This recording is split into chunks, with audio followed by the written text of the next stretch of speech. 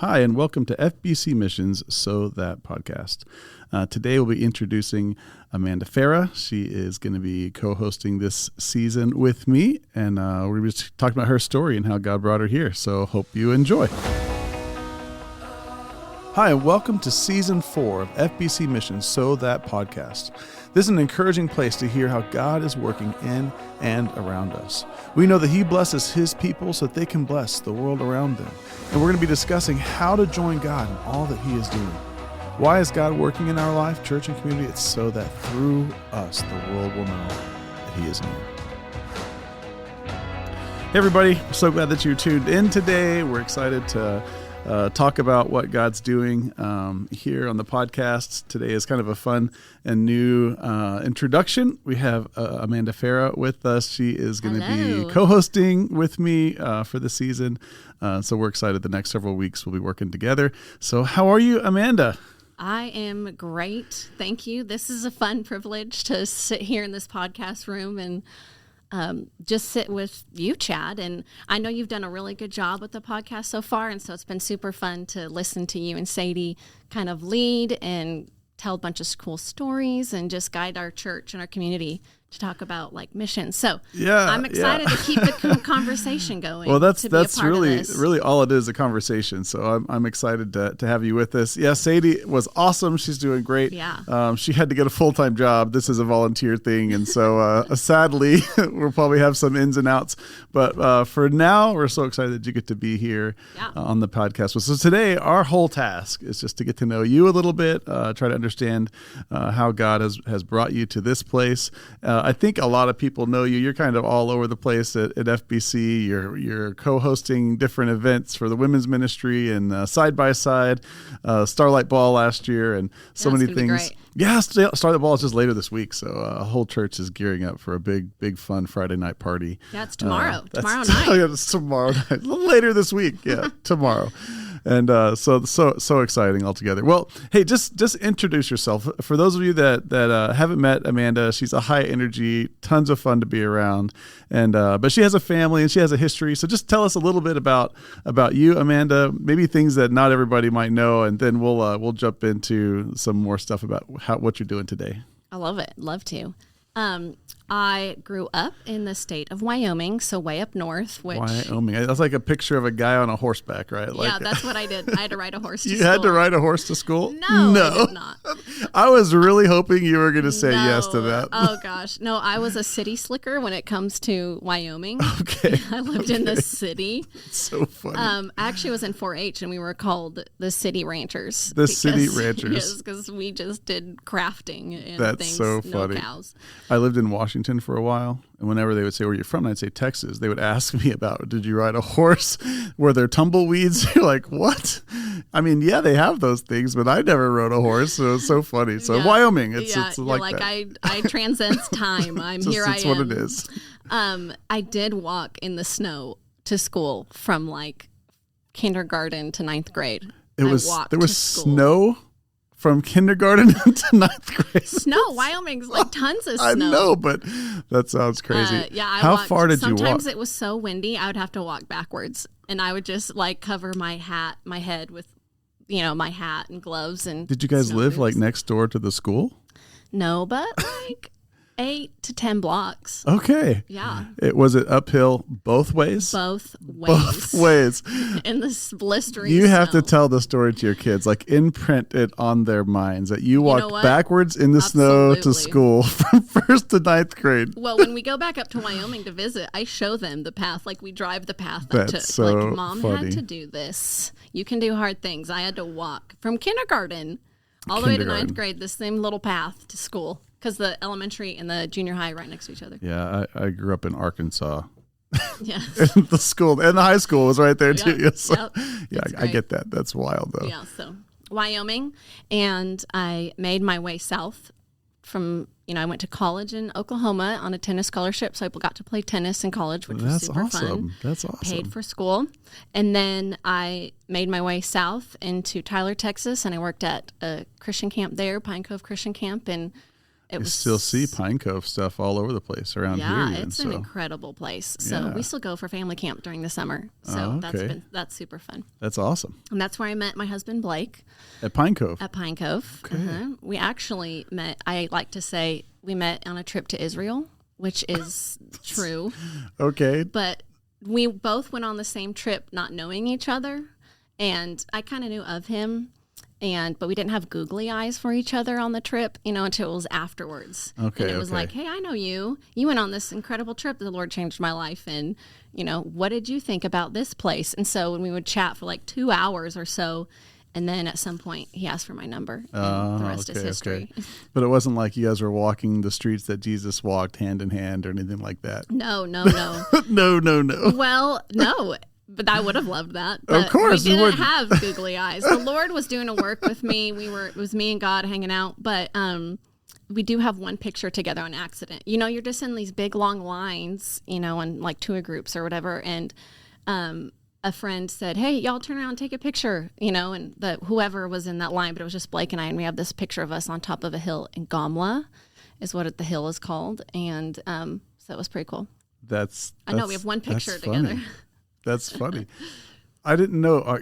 You said that was Pine Cove does Israel trips? Yeah. Mm-hmm. That's okay. Again, some remarkable. things you just don't know. Yeah.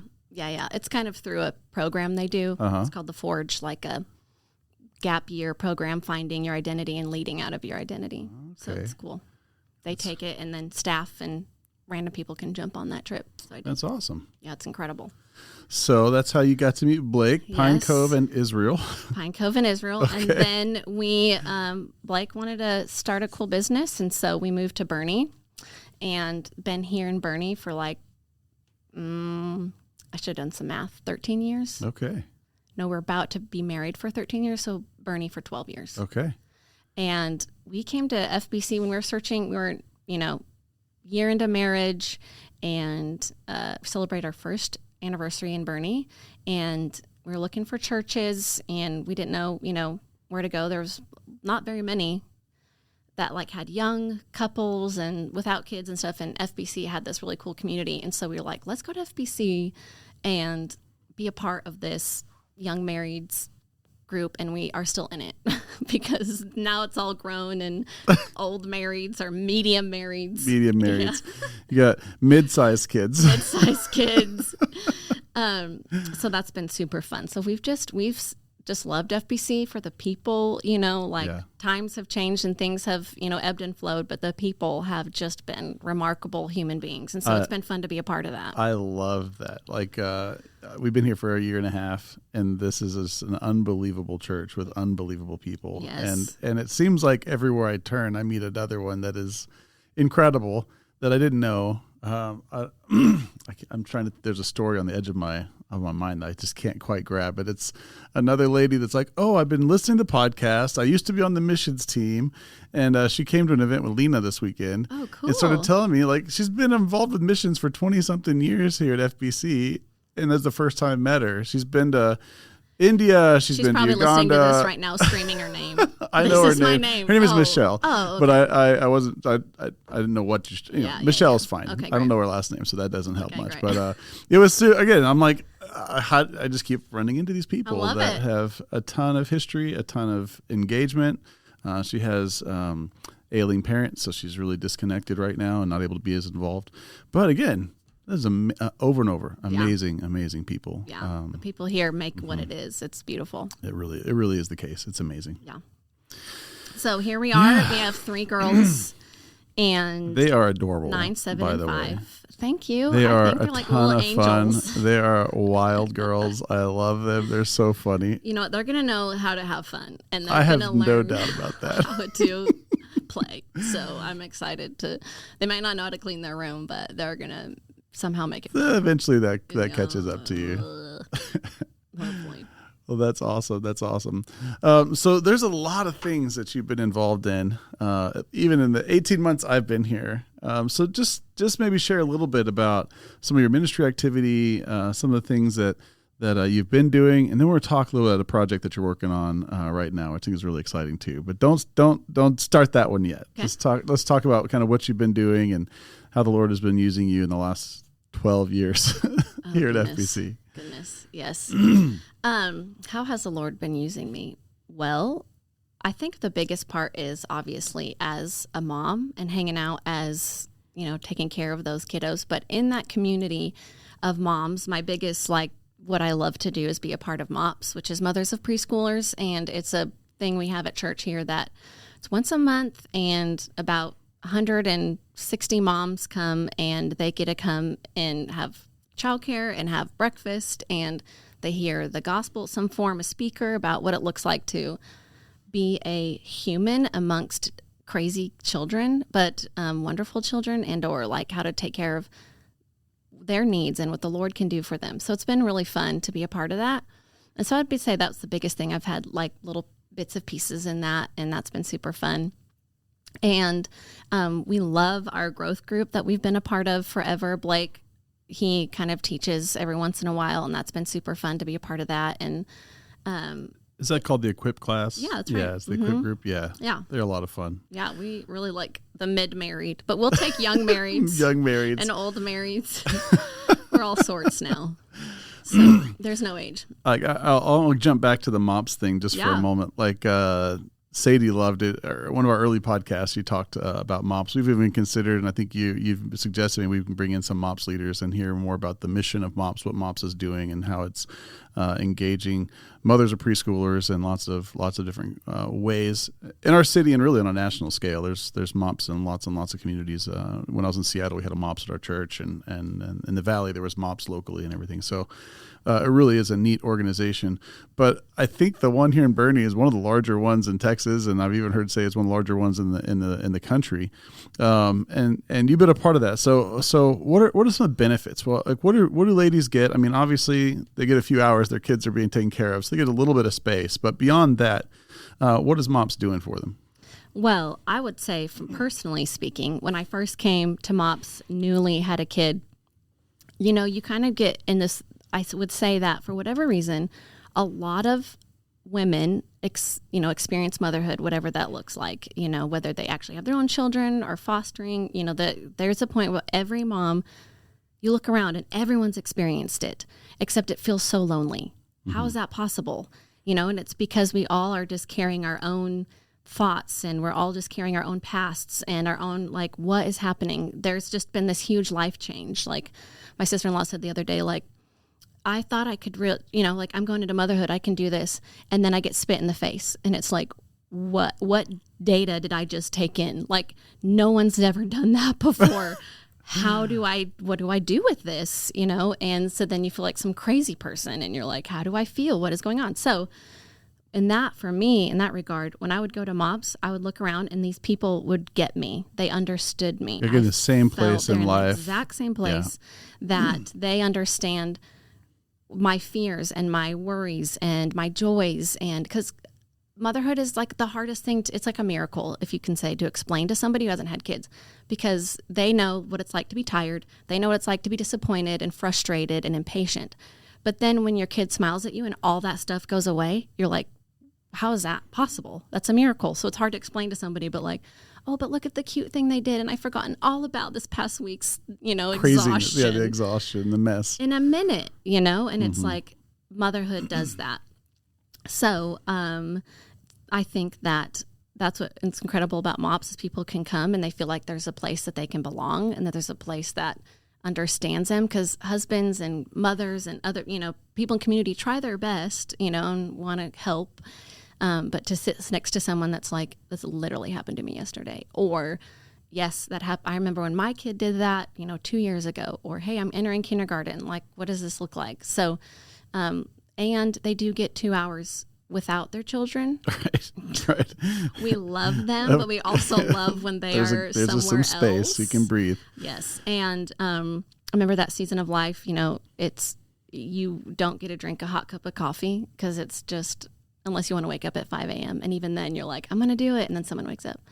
And so that's the beautiful thing too, is they can just sit down and stare if they need to, or talk if they need to. So I'll see the benefits. But the biggest thing, obviously, why we want them there is to know that there is hope outside of their circumstances, that there is something bigger that's taking care of them, that they aren't, even if these people get them, but they're still not alone when they go home, like and the goal of MOPS is to tell them the gospel of some form, create this community, but also if a mom can be changed, so can her family. Yeah, of course. And so that is kind of more the generational idea too, is that if these moms can hear a little bit and be able to take a little bit home to their kids, and the kids are getting stuff in childcare, they do an incredible job with taking care of the kids, then they go home just a little bit more changed and a little bit more transformation that can, or a big one would be great. But, and even, I'm going to keep going, but even MOPS here at church really does a great job of like leadership, in the fact that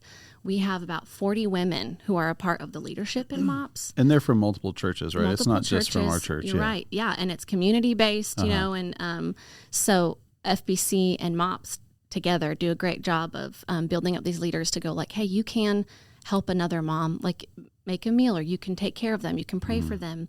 You can create a space for them to feel comfortable at the table or a play date. And so there's a team. And then like, listen, this is a once a month thing for 9 months. So 9 times you can come and serve these women as a mom in the same stage of life. And it's pretty fulfilling in that way.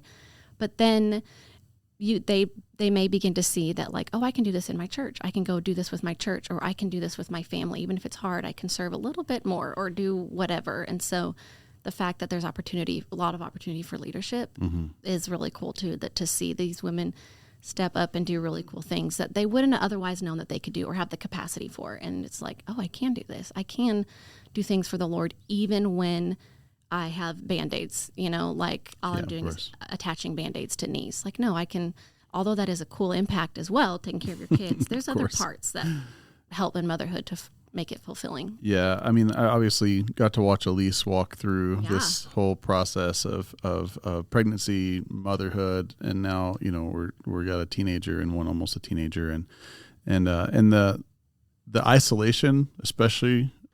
She loves babies. Like, it's her favorite part is the little ones before they can walk. Like, they're so dependent. It's exhausting. Like the sleep deprivation, all that kind of stuff. It's all there. We understand all that. Yeah. But the isolation from, you were a part of a community, you had independence, you could go do what you wanted when you wanted, and now you are demanded at all times, even during MOPS, when your kids are over there, if they need you, they're going to come get you and take you out of MOPS, like there's it just demands, and really until they go off on their own, there's going to be some level of that demand. And I always joke with my single friends that when they get married, they grow up a little bit. Like you think you're grown up because you're an adult and you're not married. Then you get married and you're like, oh gosh, the world has changed. And then as a couple, you feel pretty good about life. And then you have kids. You're like, oh, like that's the next level, the next stage of growing up. You're like, right. Oh, the world is completely different. The transformation from pre-marriage and then again pre-children, it's just unbelievable. Like, you have a mental, cognizant understanding of what's coming. The books tell you what's coming. And then it's there. You're like, yeah, I'm so underprepared for this. Oh, yeah. I like to say that Macy, from 0 to 1, was the hardest. Macy took a chainsaw to my life. If I'm like this just like reduced log, you to rubble. Yeah. No, just like if I'm a log being formed into some from creation. Macy took a chainsaw. My middle one, Bailey, took a chisel. Just this chiseling out. No, sorry, I did it wrong. A sandpaper. She was like sandpaper. Like, she was harder as a younger, infant. And then my littlest takes a chisel. Like just fine detail. And I'm like, I'm constantly being molded by these children as they get older. And the minute you think you got it, you're like, oh yeah, got this. And it changes. And so you're like, okay, Lord, like literally cannot do this on my own. And yeah, the next phase is right around the corner, and that phase is a whole new segment. Like I said, I got a teenager now. She's 14 in 8th grade, and it's just a new world. It is. It's a different world. It is. She can understand more. We can have more adult-like conversations, and yet there's still a long ways to go to be a full adult. And so it's in these in-between spaces, and it's so different. Well, let's move on. I would love, by the way, just a side note, and maybe you listeners can hold us accountable if we don't do this soon. I'd love to get some of those MOPS leaders in and really capture their heart for these women, for these moms, and understand kind of where it's going and what is the mission. I get it.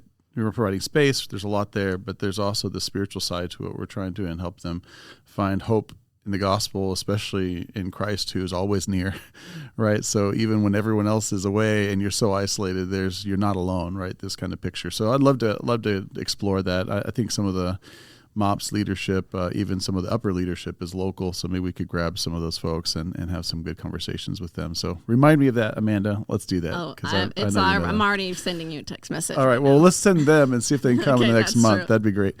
So let's talk about your project. You're working on a really cool thing. So why don't you tell us about it? Yes, I have some. If any of those MOPS mamas listen to this, a lot of my friends, people have done a Bible study with me called Small Talk, and it's been really fun to kind of have the Lord just create in my heart this stirring to want to make Jesus fun and real and tangible and in the moment, and not just this kind of far off thing or something you tell your kids when they can't understand it. Like now the little people that we have in our homes can know about Jesus just as much as I know it. And so I found out that I wanted to tell my kids about Jesus and what he can offer.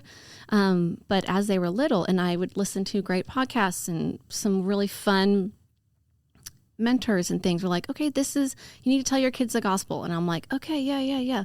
And then when it comes, I found out that I was only really ever doing it during discipline moments where it was like, oh no, you need to share. God tells us we need to share, or you're in timeout, but you can come out of timeout and I'll hug you and there'll be forgiveness, or tell your sister you're sorry, because, excuse me, I would have like, little scripts, which were really great, and lots of great wisdom in that. Those weren't wrong.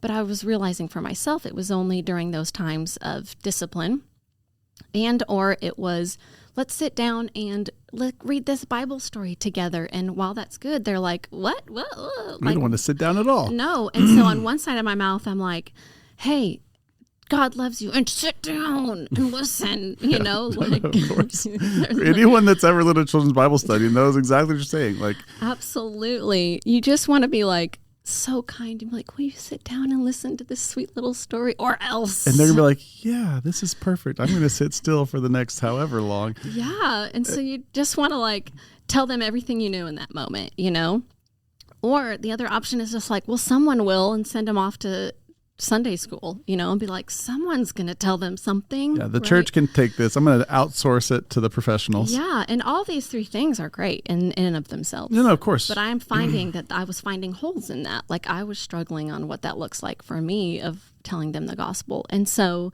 I am a giant proponent of play. And I love, personally, because that's just how I was created, just to play and to enjoy play. But as I did this, I looked at, there's so many studies and clarity of what play does for kids. And so if I want to talk to my kids about Jesus, like any mission field, I need to enter into their world, right? I need to enter, what are they experiencing that I can be a part of, instead of dragging them along to what I'm doing. And hopefully they understand, cross my fingers, that they get a little bit. Mm-hmm. And I enter into their world. And what is their world? It's play and it's stories. And so you're playing with them, and, you might be doing imaginative play, even if it's difficult, and you're just like playing with trinkets, or you're building blocks together, or you're doing all sorts of things that the kids like to do. And so in the play, I realized that play creates a lot of connection. There's a lot of, they feel connected with you. They feel safe with you. They feel like they can experience things in wholeness instead of like being told something. And so in play, I realized like in this moment, I could tell them something about Jesus's love as we play. And so that could be like, hey, Jesus loves you. And that'd be done, right? Or, the Lord tells us that what we love, we should love him, and what that looks like. And, but I realized through play, like, oh, then they're like, okay, Mom, like, they're like, oh, I trust you because you're engaging with me. So I trust with you. Their ear is ready to listen, and their heart is more receptive. And so, I learned that when I could play with them, that there would be a moment where I could say something. Like if they're building blocks and I would be like, oh, we do it. And like, oh, good try. You're just, you're encouraging, you praise what you promote. Like, I love the effort you're putting into that, and I love that you are putting details and you're good detail oriented or whatever. And then you knock it down and you're like, oh man, that was so fun. Let's build it again. And then you can ask them like, okay, is it easier to build it or is it easier to knock it down? And they're just like, oh, knock it down. And you're like, right, it's so much easier to kind of make little messes, but then the Lord allows us to build us right back up. Mm-hmm. And he's the one that does it. Like these blocks can't build themselves back up. We need to do it for them. And so this outside source comes and builds up, and Jesus does that for us. He can build us up, and then you can, if you're no Bible verses, you could say something, but if you're using these small moments. Sure. And so the analogy I like to use is that, you think about if you're going to enjoy a bowl of popcorn, right? It's hot, buttery, salty. Is your mouth watering it? A little bit. It's not quite time for lunch, but we're getting there. Yeah, should have brought some. Some popcorn. People in the podcast are smelling it right now. They're smelling like that movie popcorn, like when you just walk in, you're like, oh yeah. And you can just hear it. So you got your bowl of popcorn. And let me just ask you, how do you like to eat your popcorn? By the handful. Like I'm not the guy that like grabs one at a time. Like it's like you grab a handful and you shove as much as you can in your mouth. Not exactly, but pretty close. Yeah. Yeah. There you go. It's the Mason family way.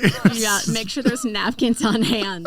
We need especially a bib for if it's movie popcorn. Your whole face is. No, I'm kidding. I don't think you are. I am, but it's. If this is how I'm received, it's okay. Okay, it is. I asked. Yes, handfuls, little bits and pieces, a little bit. So you have this bowl. And so oftentimes as motherhood, as anybody, you want your kids, you have a direction you want them to go. You have ideas, a lot. Sure. And you want to impart that on your children. And so a lot of times what happens is I want to teach them about patience. And so then I have this long situation, or I want to tell them a story and I have this long story. And these kids, and when I'm talking about kids is really, I should have said in the beginning, like 2 to 5, like this small talk idea little is kids. Not even 2, like 0 to 6, whatever, just little kids is, so the analogy is that they, instead of, bit by bit, like you were talking about, or even little handfuls, you put the bowl over your head and you dump it on your head. And you open your mouth wide and dump it and hope that something falls in. Sure. And so a lot of times I realize that that's kind of what parenting does is we hope that what we're saying just happens to fall on them and that their mouth open, they catch something. And then they are hungry still, right? They're hungry for understanding. They're hungry for something. And so what they have left is to look around them and then pick up the pieces around them and pick up a piece and chew on it and pick up. And so that could be what's around them, their circumstances, what their friends are doing, Sure. The influences they have. They're picking up these little pieces and chewing on those as opposed to going to the source. Mm-hmm. And so if I have this bowl of popcorn and they take it one by one, or Chad style handfuls, then they're going back to the source for their understanding of what life is and what that is. And so I take that analogy and use it for literally giving our children bite-sized pieces of truth throughout every single day. And so small talk is basically everyday gospel and everyday play. And so you can choose to use these moments where you're playing with them, where you're eating with them, where you're telling a good story with them, and you just tell them little pieces of God's truth within that, like sin did this, but God made it better, And Sure. So that's kind of where my little small talk is talking about using these small moments to talk big truths. Sure. And in the Bible study I've been working on is talking about like it's for the mother's heart too. Like if I'm going to parent, I got to parent out. I can only give what I have. Sure. And the gospel isn't good news to me unless I know that it is good news to me. I can't share it's good news unless it's good news to me. Yeah, and even as you're sharing, it's reinforcing those truths to your own heart. That's while you're saying right. it. There's a lot of there's a lot of theory behind what you're talking about as well. For adult education, there's these statistics that are heartbreaking if you're a preacher, where they say people only remember 20% of what they hear. Like 40, on a Sunday morning or something? Any lecture, yeah. Probably even from the news, whatever, unless it's something really engaging or really tied to your life. Like it's just, you're going to barely remember much of it. Yeah. And they say you can remember 40% of what you hear and see, right? But that you remember 80% of what you hear, see, and practice. And when you say play, now you're getting tangible, you're getting activity, you're tying physical reality to a theory. People remember it from that point on. And then, of course, if they can discuss it and you can reinforce it and they hear it multiple times, all those things increase retention. When you start talking about childhood development, especially early childhood, like you're completely concrete, right? We're not concrete sequential comes. And then eventually you move into more of the, I'm not remember that word right now.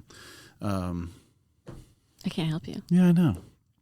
Concrete is when you say something, it's just what it is. There's no need to try to figure out what it means. It's just what it is, yes. Right? Later on in life, things get much more complicated. Yes, they do. Yeah, so these early simple truths, they are foundational. And and if you can turn it into activity, then how much more so? So they're interacting with it, they're playing with it. This block means something.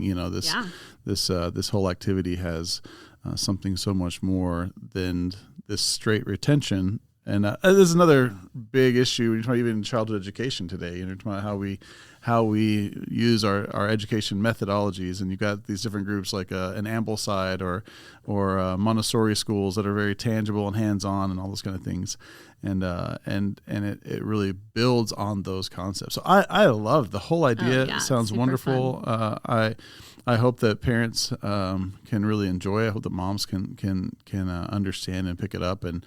And it sounds simple enough that it's not like they need to study for like a week before they do this with their kid. They can just get a few little pieces and just start reinforcing with what you have and then continue to grow little pieces along the way. And the beautiful thing about kids in this area is they're so forgiving because you can be like real clunky and be like, God, what does he do? You can... excuse me, you can stutter as such as I did. And they're like, what, mommy? Like I saw this picture one time of this mom holding a kid's hand, and the mom had this thought bubble, and it had all the things going on: grocery list, people, hurts, hopes, history, like all these things in its head and what's to do. And the little kid had a thought bubble, and it was just the mom's face. And it's literally like these kids are obsessed with their mothers and want to know what their mom wants to know what their mom knows and wants the time with their mom. And so just sitting down with your kid is already doing everything for them. And so that right there is already connecting with them and creating healthy attachments and just being with them. You're already doing an incredible job. And then you add on to the truths of this world and the truths of the reality of who Christ is and what he can do for us. And the beautiful thing about kids, God created kids this way, and it makes it easiest for us moms because they love repetition. You get in the car and they're like, I want that one song. Mom, can we listen to that one song? Mom, can you read this story again and again and again? So they hunger for repetition. So for you to say the same sentence over and over and over does them great good. Oh, sure. It's amazing. All of it. I mean, all these little pieces, the reinforcement, the engagement, it's just going to help tie those hearts and minds to these concepts later in life even. Yes. By the way, the word I couldn't remember is abstract. There it is. We've got concrete and abstract. There and now my teenage daughter is like starting, the whys are past, and now she's starting to decide what it means without us. That's right. And it's hard to be like, wait, hold on. Like, let's talk about this for a minute. And it takes longer. And sometimes she doesn't have that patience either. So it's all along the way. Reinforcing. My 14-year-old daughter needs to know how much we love her, how much we care for her, how much we believe that these truths of Scripture are meaningful for us and how we intend it to be meaningful to her. And then all along the way, how much we forgive each other, care for each other, love each other, how I love my wife in front of her, how she can see what healthy relationships, and at times how we deal with conflict. All those things are molding and shaping how she's going to see the world, and it starts. And they're in small bites. It's just small little pieces that even when they're bigger, like here's a small bite of information that you will take in, And the biggest part too is what you're talking about of understanding. The percentage of understanding things. You understand things when there's within a story. And so the beautiful thing we can do is parents too, is tell them a story, tell them our story, tell them a story of even what happened today in God's faithfulness, or a moment when I felt impatient, or a moment so they can start to see like they remember things when it's coming from us, not, they'll remember a story in the Bible, but to understand like, yeah, Mom wasn't super impatient with that driver, was she?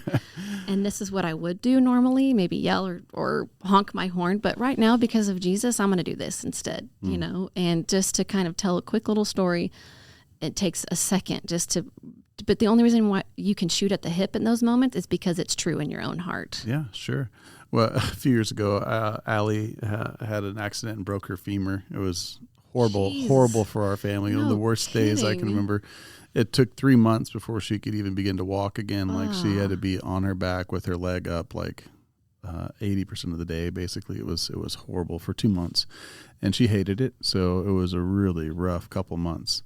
But there's these precious moments where, like, middle of the night, she's crying, it hurts, she's angry because she doesn't want to keep her feet up. She's just can't sleep, and so I would go and lay with her, and in that 2-month segment, she just started saying, "Dad, tell me a story."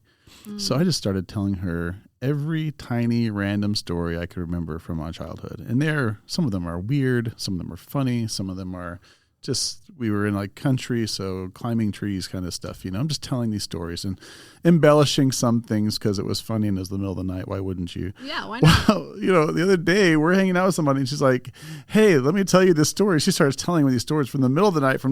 I don't know if I've ever told that story to anyone else. And here it's coming out of her mouth and she's telling it almost verbatim. Mm-hmm. And you just realize like every one of those little minutes, every one of those little moments. I had a couple of those nights I would run out of stories. So I would just start telling her a story, like a Chronicles of Narnia story. Like, Here's the story of this boy, and I'll just tell one little segment. And she remembers all of them, like beautiful. It's unbelievable. And it really was such a special time for us. It was a horrible time for our family, but those moments, those many nights of and every now and then she'd say, "Dad, can you just come to my room and tell me stories?" And I feel like when you're saying this, like, one of the things when you listeners, I think sometimes when you hear these great practices and we don't do them all the time, there's like immediately this guilt, like, "Oh, I should be better at this," or "I should have done more of this," or like I'm thinking about Allie asked me to tell her stories. I'm like, "I just can't tonight, babe. I need to go do this." Like, why? Like you said, look at the picture of this list, all the things in my mind that need to be done. And right now that's talking to her or doing what she wants is a low priority. And I just feel guilt, right? I think one of the things that I've interacted with, and maybe we can finish with this, is over the years, so many counseling situations with families or with ladies, especially moms, there's this comparison to all these other moms, and there's this idea that all of them are perfect and I'm not. Right. And so how do you deal with, here's some really cool little tools, but these shouldn't make you feel bad. Like these are available. Like you got 99% of your time focused on these kids.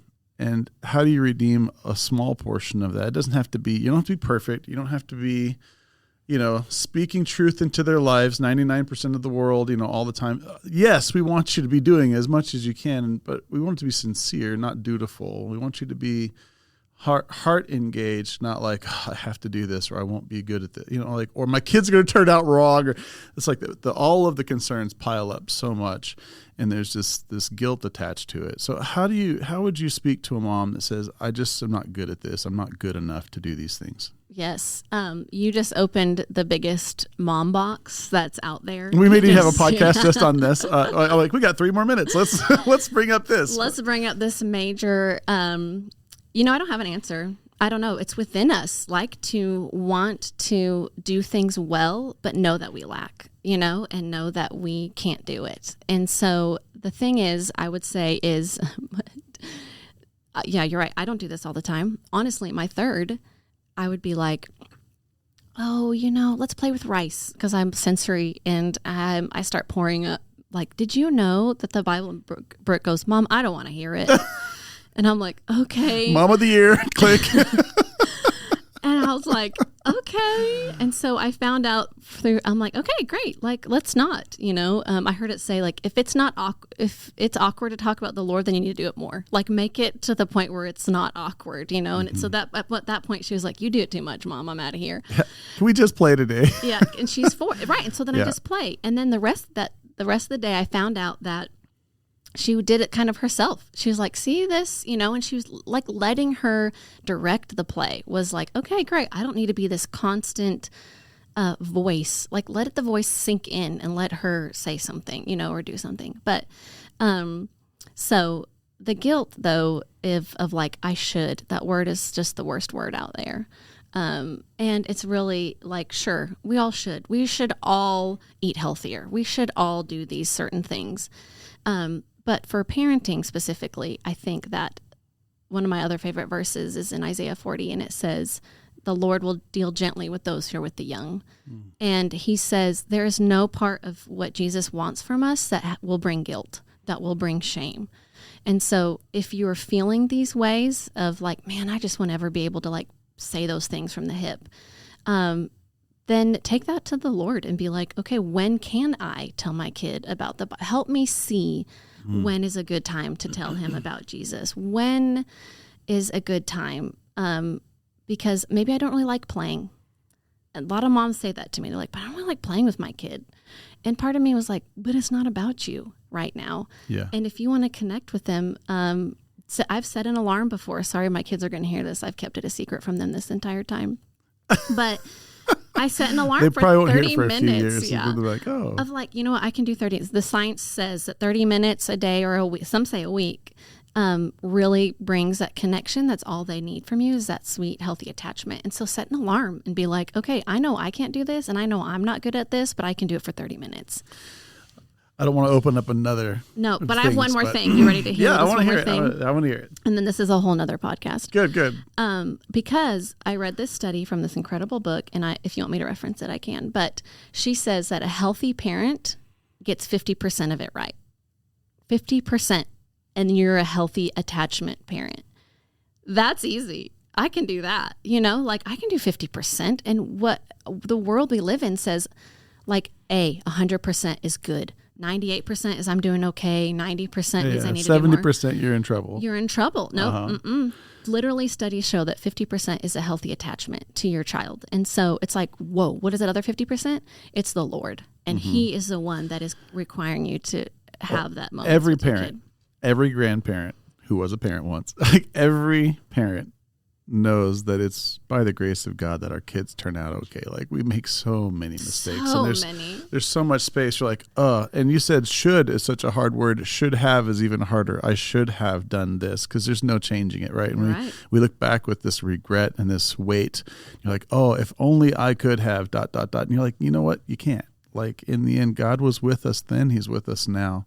And so, I would just speak as you're teaching your kids gracefulness, forgiveness, love, God's love, these little things, you have to remember that it's for you as well. And it's such a beautiful thing that the love of God, it says that our faults are cast as far as the east is from the west, right? Our sins are utterly forgiven.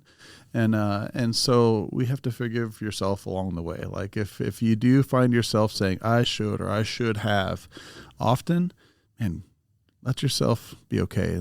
God's forgiven you. If he who knows all of our mess forgives us, then how much more can we say, okay, if he's okay with me, I'm okay with me. And that's a big, big issue in our world. Amanda, this has been a ton of fun. Yes. And I want to tell you, if you're listening today, this is the beginning of this season. We're going to record over the next several weeks. And we're going to be focusing on this concept of family on mission, what it looks like. It's not going to be just about, a nuclear family, mom, dad, and a couple kids, or 4 kids, or 17 kids. I don't know. But it's going to be about family, like who are the people that you spend time with. And so as we go through this season, our theme is going to kind of have some of that element of what does this look like as a family moving towards God, and how do we do that? The mission side is how do we engage with God's work as a family? Again, not just mom and dad and a couple kids, but our friends and families, our neighborhood. Church family. And we'll talk about that in the next podcast. But thank you, Amanda. This has been a lot of fun. And as you can see, 30 minutes goes by quick, we're at 43. So thank you for those of you who've listened. Going. I know there's like we've started some fires here that we didn't put out. And so I'm excited for this. For those of you listening, thank you so much for taking the time. If you'd like to give us any comments or feedback, we would love to have it. And we hope that you enjoy the rest of your day. Remember why we do this. It's so that we can be a blessing to those around us. So have a wonderful day, and God bless. We are so thankful that you joined our podcast today. We would love to hear any feedback you may have for us. Remember, Psalm 67 says, "May God be gracious to us and bless us, and make his face shine on us, so that your ways may be known on earth and your salvation among all nations." Don't forget why the Lord blesses us. It's so that we can be a blessing to those around us. Until next time, God bless.